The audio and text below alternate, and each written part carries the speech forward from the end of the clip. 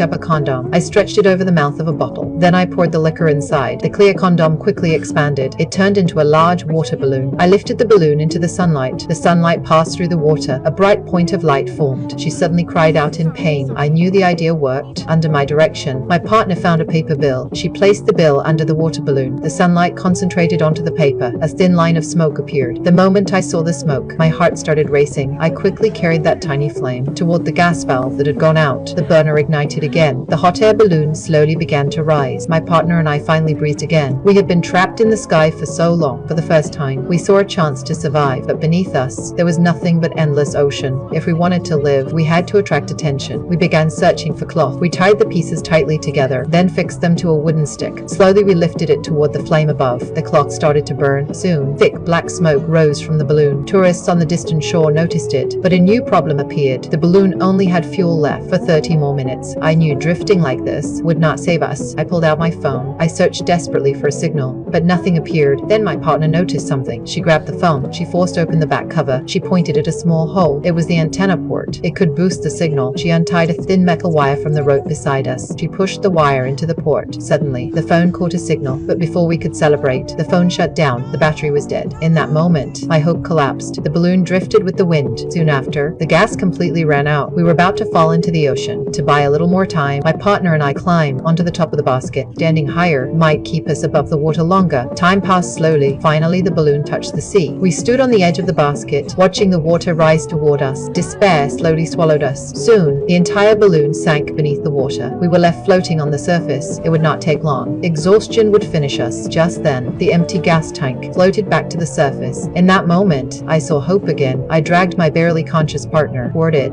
We grabbed the tank. At least now, we had something to hold on to. But surviving would take another miracle. Then suddenly, I saw something in the distance. A massive cargo ship was heading straight toward us. Hope returned instantly, but the next second, I realized the danger. The ship was on the same line as us. At that speed, less than a minute later, we would be run over. My partner and I swam desperately to the side. In the end, we avoided the collision, but the ship passed us completely. Another chance was gone. Disappointment after disappointment drained our will to survive. We